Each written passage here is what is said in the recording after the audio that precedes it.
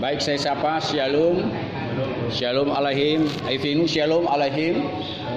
Kita sama-sama memberikan dengan menyanyi Evenu shalom alaihim. Evenu shalom, 3 iya. Evenu shalom alaihim. Evenu shalom alaihim. Evenu shalom alaihim. Evenu shalom shalom shalom alaihim. Evenu shalom alaihim. Evenu shalom alaihim. Evenu shalom alaihim. Evenu shalom shalom shalom alaihim. Ku bawa damai bagimu, ku bawa damai bagimu, ku bawa damai bagimu, ku bawa damai damai damai bagimu, ku bawa damai bagimu, ku bawa damai bagimu, ku bawa damai bagimu, ku bawa damai damai damai damai damai bagimu. Ada lagu permintaan sebelum kita berdoa?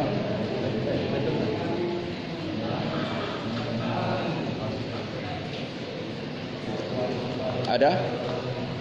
Sayang, sayang, disayang, 3 ya.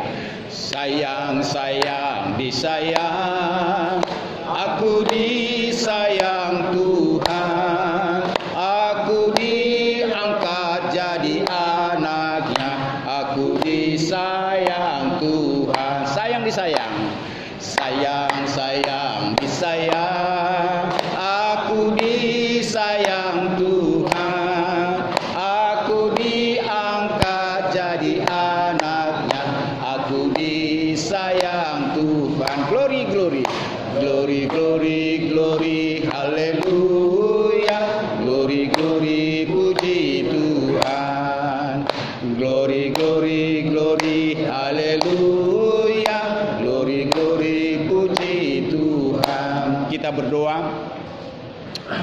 Elohim El Sebaot, pencipta langit dan bumi, kami tahu kami ada karena anugerah semata dalam ibadah ini.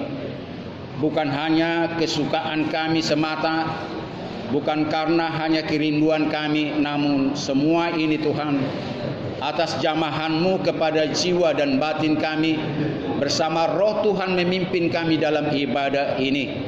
Karena itu Tuhan, kami serahkan kepadamu agar Engkau menaruh kesucian, kekudusan dalam hati dan pikiran kami di tempat ini. Biarlah roh Tuhan memimpin kami dalam ibadah ini, karena Engkau adalah Maha Kudus, El Kados. Karena itu Tuhan, kami hanya layak boleh beribadah dengan sungguh-sungguh dan benar jika dalam pengudusan daripadamu. Berkati seluruh saudara-saudara kami dalam sel ini.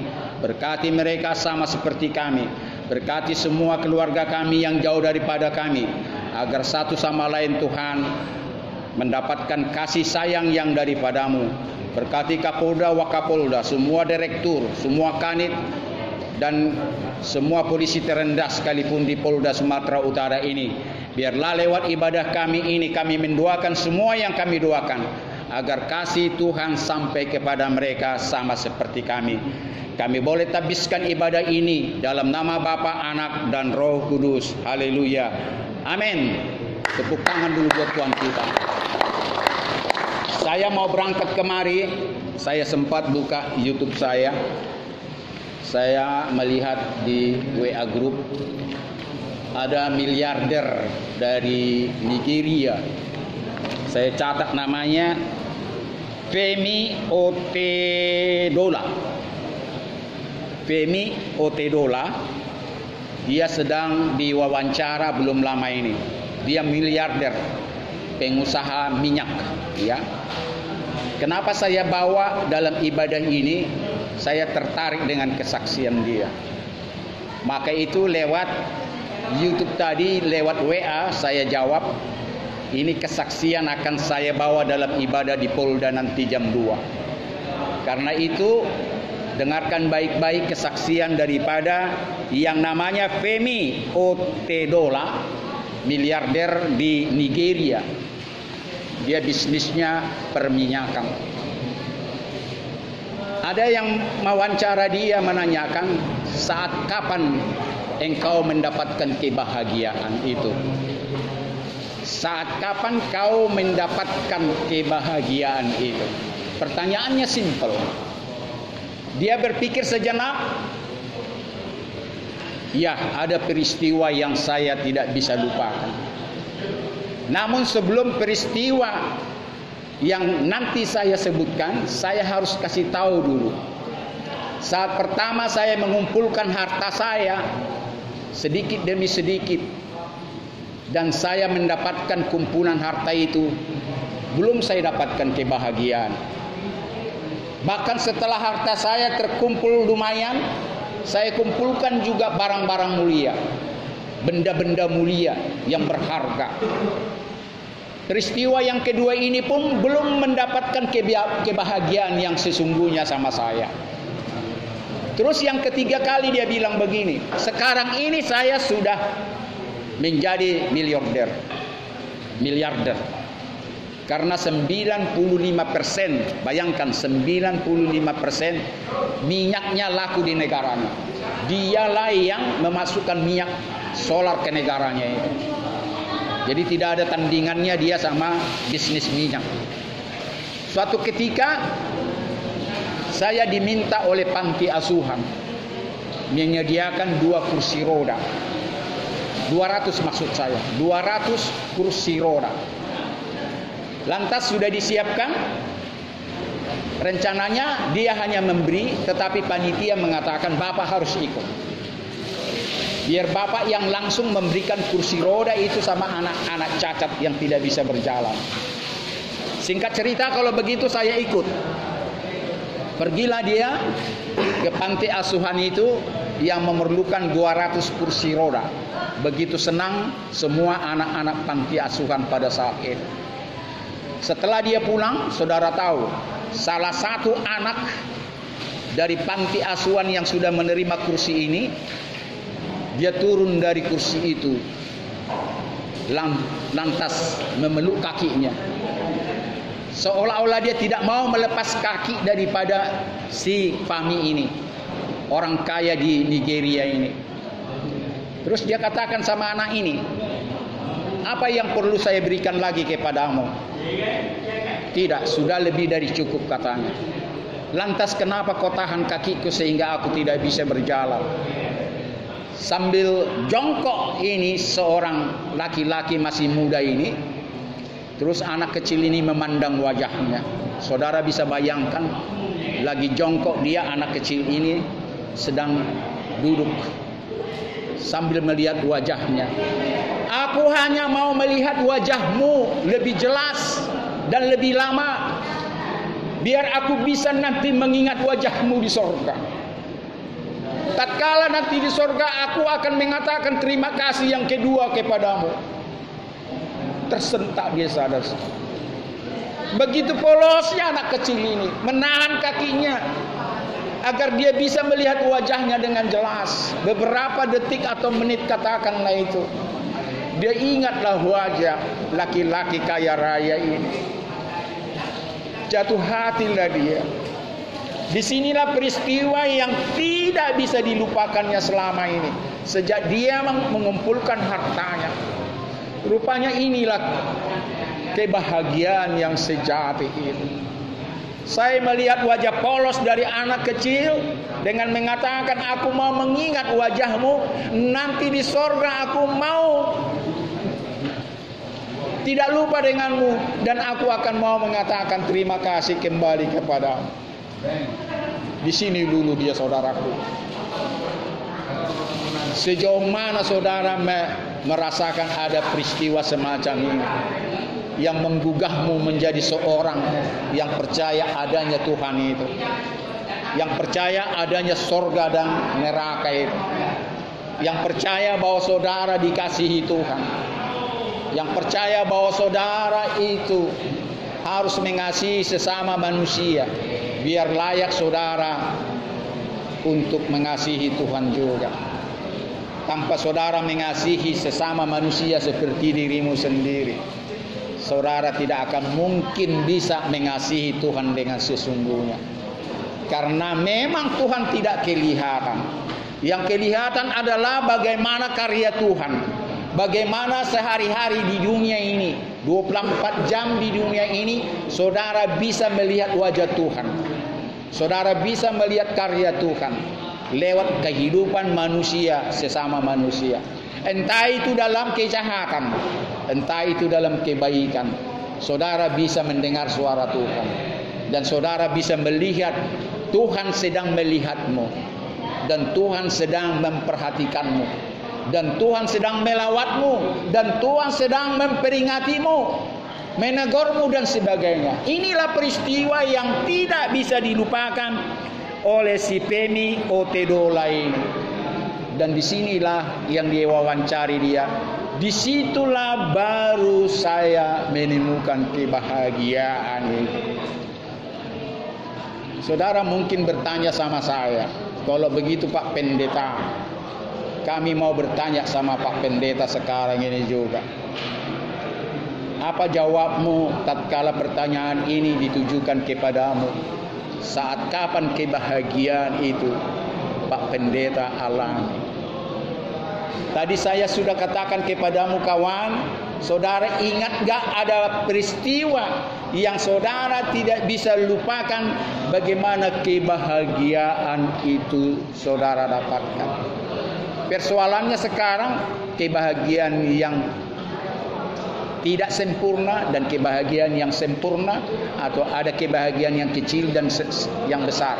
Tapi sekali lagi adalah peristiwa yang tidak bisa dilupakan, karena itulah peristiwa yang paling besar di hidupnya. Saudara sanggup kalau saya bertanya soal kebahagiaan, pada saat mana saudara merasakan kebahagiaan yang luar biasa ya? Dan boleh kita katakan si Fahmi ini adalah kebahagiaan yang paling besar dalam hidupnya, yaitu tatkala seorang anak kecil, aku mau mengingat wajahmu agar nanti di sorga aku mau menjumpaimu, dan aku akan mengatakan sekali lagi terima kasih kursi roda yang kau berikan itu kepada aku.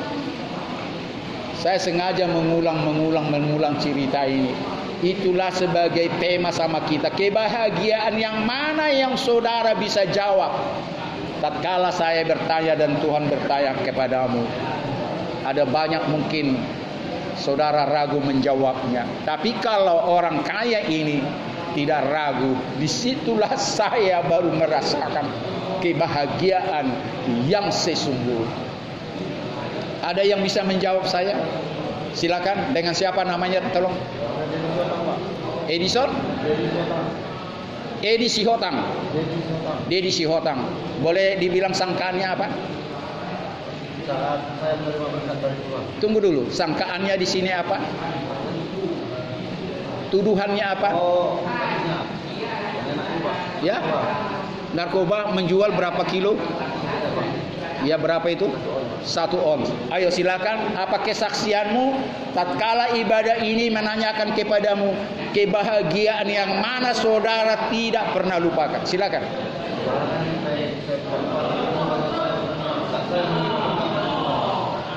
Tatkala saya menerima berkat dari Tuhan, berkat yang mana? Rupanya selama ini saudara tidak pernah menerima berkat dari Tuhan. Tidak pernah, hanya sekali. Sudah sering. Ya, berkat yang mana yang saudara tidak bisa lupakan?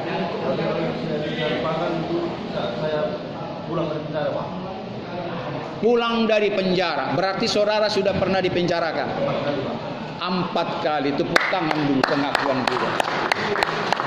Kita tepuk tangan bukan karena salut 4 kali. Maka saudara nanti ini yang baru sekali ini melebihi 4 kali. Bukan isi tujuannya. Yang kita tepuk tangan buat saudara kita ini pengakuan dengan polos. Ya.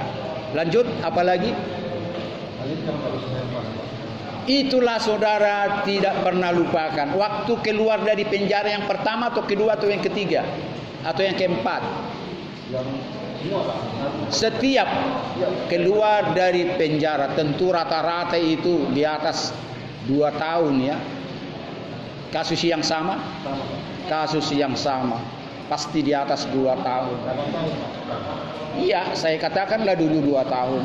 Karena hampir tak ada, pemakai saja sudah 2 tahun. Pemakai saja sudah 2 tahun. Di atas 4 tahun itu untuk pengedar. Berarti 4 kali 4, 16 tahun. Anda merasakan luar biasa. Tepuk tangan dulu sekali lagi. Pengakuan yang luar biasa bagaimana kebahagiaan setiap dia keluar. 4 tahun sekali masuk penjara, keluar lagi. 4 tahun masuk lagi, keluar lagi. Tetapi jangan putus asa. Jangankan 4 kali saudaraku. Jangankan 4 kali. Mau lebih 4 kali. Tuhan tetap memandangmu sebagai umatnya. Ya, melebihi binatang, tumbuh-tumbuhan, halilintar, semua gunung dan lembah, bahkan batu-batu mulia apapun, saudara paling berharga di mata Tuhan. Karena Tuhan menciptakan manusia punya rencana yang baik untuk teman sekerjanya, menguasai, memelihara semua ciptaannya. Ini semua diajarkan dari awal pengajaran orang yang bertuhan. Kita dipercayakan menguasai dan memelihara seluruh ciptaannya. Jadi karena itu saudaraku, tidak dikatakan itu kepada orang yang suci, orang yang mulia. Tetapi manusia dipercayakan memelihara segala ciptaannya. Tepuk tangan dulu sama Tuhan sekali lagi. Jadi kalau saudara sudah 4 kali keluar masuk penjara dan selalu sebetulnya saudara merasakan kebahagiaan, tinggal saudara menunggu yang keberapa kali baru bertobat. Tunggu berapa kali baru bertobat. Saya kasih kesempatan sama yang lain. Ini ibadah interaktif dan Tuhan mau saudara buka-bukaan dalam beribadah. Kalau saudara percaya Tuhan memimpin ibadahmu, bicaralah satu sama lain. Aibmu jangan aib orang lain. Ada, saya kasih kesempatan. Tuhan memberkatimu. Sekali lagi namanya Dedi Sihotang. 4 kali kasus yang sama menjual narkoba.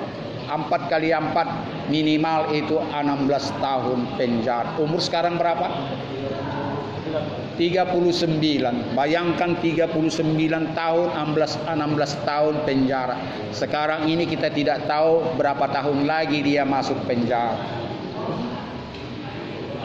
Jadi saya mau katakan kepadamu, tetap tegar. Maka itu kerinduan saya masuk keluar tahanan polisi khususnya. Saya lebih suka di tahanan polisi. Saudara tahu kenapa saya lebih suka melayani di tahanan polisi atau rehabilitasi narkoba, bukan di lapas sekarang ini?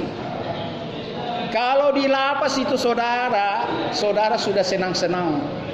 Saudara tidak perlu bimbang, takut, cemas, gentar, ragu apapun, ketakutan. Sudah tenang saudara di situ. Saudara sudah selesai proses hukum. Namun di sini saudara ketakutan, bimbang, ragu dan cemas. Siapa yang baru pertama kali rata-rata penahanan polisi? Tolong angkat tangan. Hampir semua. Yang kami tidak menangis dulu ada wanita meninggalkan bayinya sedang menyusui. Bagaimana saudara dan saya tidak menangis membayangkan bayinya ditinggalkan? Bukan 1-2 orang ibu muda meninggalkan bayinya. Ada juga wanita masih perawan ditahan di sini gara-gara narkoba. Masih perawan, belum pernah pacaran. Tergiur dengan uang. Jadi saya sudah bolak-balik, saudara sudah bosan mendengarkan khotbah saya tentang itu. Ya, mengingatkanmu dengan perbuatanmu yang lama. Tinggal persoalannya sekarang. Kita renungkan dulu saudara kita Femi Otedola ini orang Nigeria. Seandainya dia tidak memberikan kursi roda itu secara langsung, dia tidak akan pernah menangis. Saya yakin dia menangis waktu anak kecil itu. memegang kakinya biar jangan dia bergerak, memaksa dia berhenti untuk melihat wajahnya. Sekali lagi saya ingatkan, aku mau mengingat wajahmu di sorga, biar nanti aku jumpai engkau dan aku akan mengatakan sekali lagi, terima kasih kau kasih aku kursi roda. Ini yang membuat kita, walaupun kita tidak lihat peristiwa itu, polosnya anak kecil itu mengatakan, sanggup dia mengatakan itu jika jumpa kita nanti di sorga. Mungkin saudara menanyakan sama gitu. Kalau ada di sini sudah bersaksi mengatakan, okelah yang lain tidak mau bersaksi. Kebahagiaan mana yang paling besar didapatkannya? Yaitu saya ulangi sekali lagi, pada saat keluar dari penjara sudah 4 kali keluar masuk. Kalau saudara tanyakan saya jawab. Kebahagiaan saya adalah seperti hari ini. Yang paling besar saya alami tatkala saya seperti hari ini melihat wajahmu saudara-saudaraku, melihat air matamu saudaraku. Sekalipun air matamu engkau tahan, saya tahu saudara menyesali perbuatanmu. Saudara mengerti arti khotbah ini, bagaimana polosnya anak kecil sudah tahu tentang sorga, sudah tahu tentang sorga. Maka itu belum terlambat. Dan sering dalam khotbah saya, pertobatan bukan dalam kubur. Pertobatan bukan pada saat saudara dihakimi oleh orang-orang yang sudah dipercayakan oleh Tuhan. Tetapi pertobatan saat sekarang saudara hidup. Sebelum saudara mati, lakukan pertobatan. Dan lakukan ikrar kepada Tuhan, kasih najarmu, aku mau melayanimu Tuhan. Aku mau melakukan kebaikan. Tidak sanggup hartamu engkau berikan untuk kau bertobat. Sering saya memberikan khotbah ini. Seluruh hartamu kau dermakan sekarang ini juga, tanpa 1 rupiah saudara pegang. Bahkan tubuhmu rela dibakar. Tidak ada artinya itu. Yang ada artinya adalah tatkala saudara melakukan kasih, berbuat kasih yang sesungguhnya. Dan sering ini saya ingatkan kepadamu, jangan lupa pertama Korintus 13. Pertama Korintus 13. Apa perlu saya ulang-ulang ini? Pertama Korintus 13. Saudara harus ingat ini. Setidak-tidaknya item daripada kasih itu saudara harus ingat. Perhatikan baik-baik dengan saya. Tolong lihat saya mau lihat wajahmu tatkala saya mengingatkan pertama Korintus 13 ayat aja itu.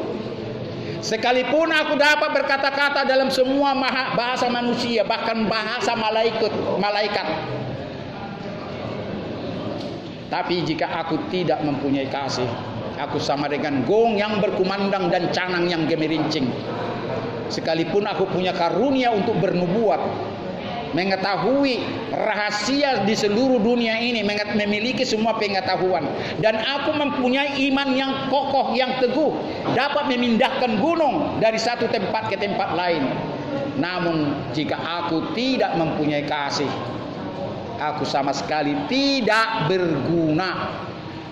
Saya ulangi sekali lagi, sama sekali aku tidak berguna. Sekalipun aku mendermakan, memberikan semua kekayaanku, bahkan tubuhku dibakar, tapi jika aku tidak mempunyai kasih, tidak ada sedikit pun faedahnya apa yang saya lakukan itu. Kasih itu sabar, sama-sama kita mengatakan. Kasih itu sabar.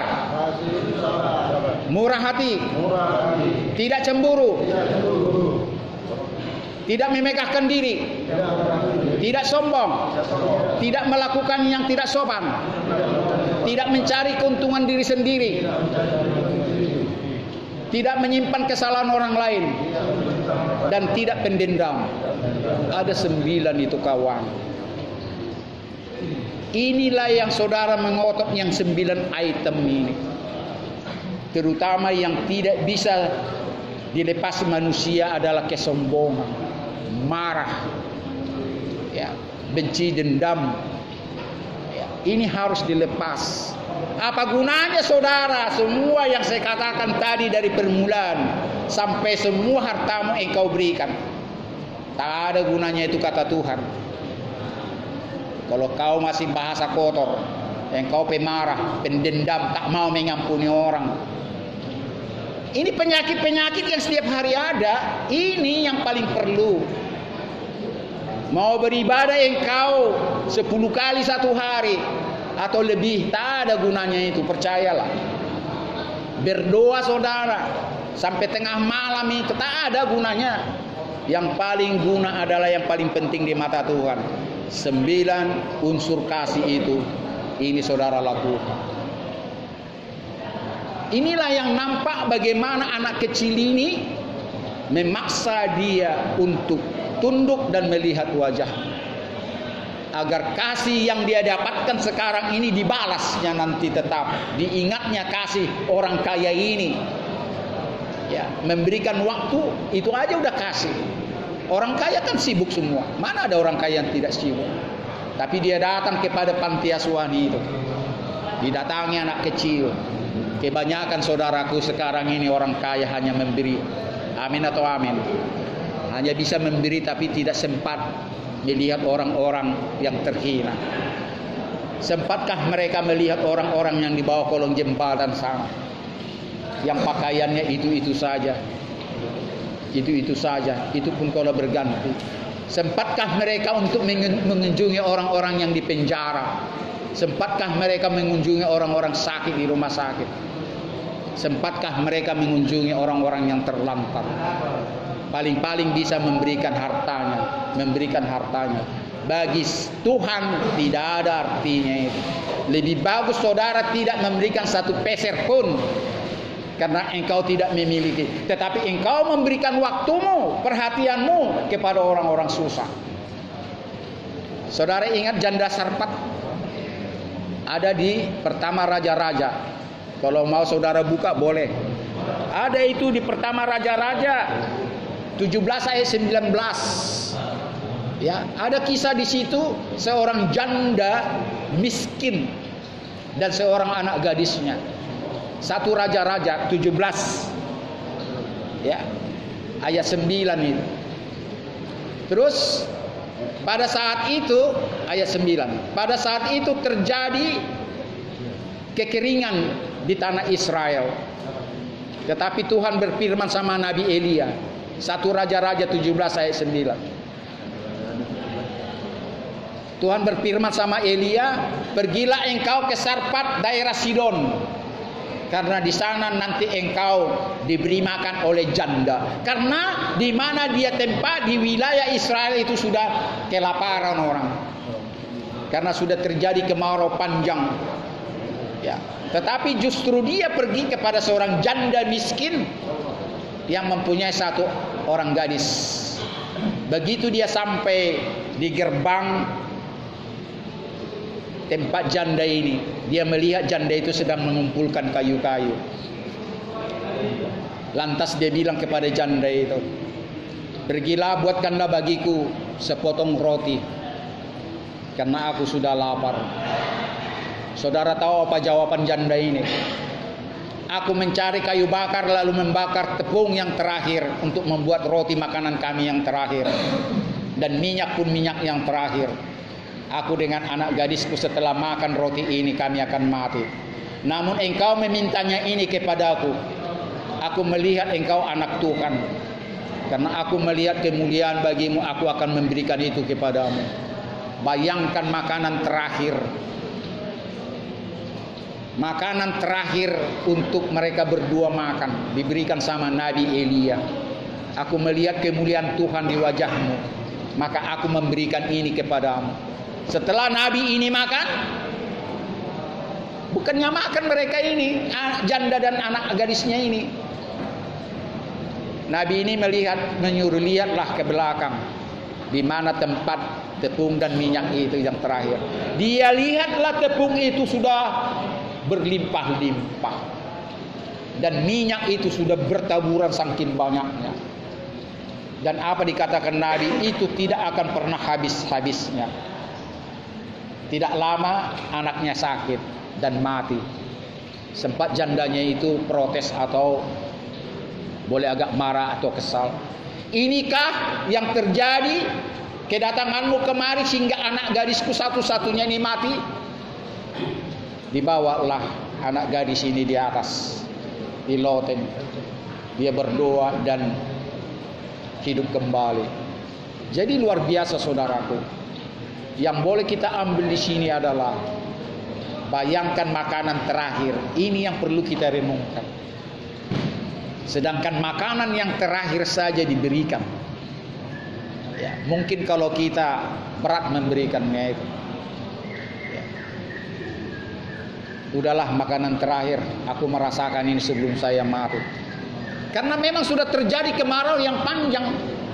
Secara logika memang akan mati setelah makan itu. Tidak ada lagi. Namun di balik itu, di balik rasa cintanya, kasihnya kepada, katanya ini hamba Tuhan, aku melihat kemuliaan ada di wajah. Jadi yang kita ambil di sini adalah dia memberikan ke Nabi ini, artinya dia memberikan kepada Tuhan itu. Dikembalikan kepunyaan terakhir kepada Tuhan lewat Nabi. Itu artinya itu. Memang Tuhan ini kaya raya, bukan artinya Tuhan itu miskin, gak ada lagi pun. Tapi sikap kasihnya kepada Nabi adalah sikap kasihnya kepada Tuhan.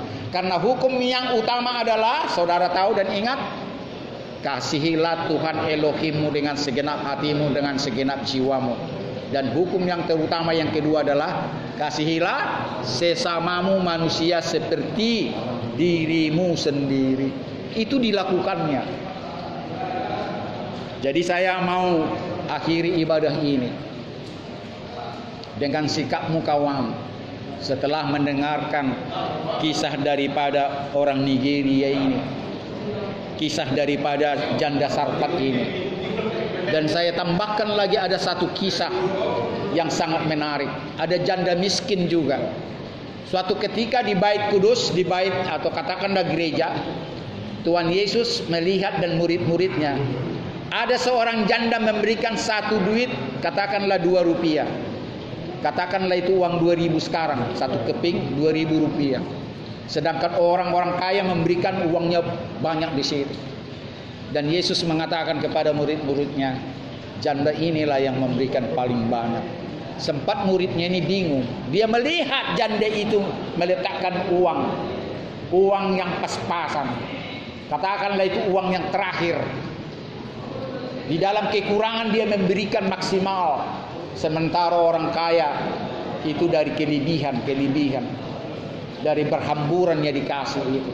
Jadi inilah saudara renungkan bagaimana janda Sarpat dan janda yang di dalam gereja itu memberikan persembahan. Sekalipun yang terkecil, tapi itulah yang terbesar. Amin. Boleh tepuk tangan buat Tuhan. Tetapi menutup ini, saya tambah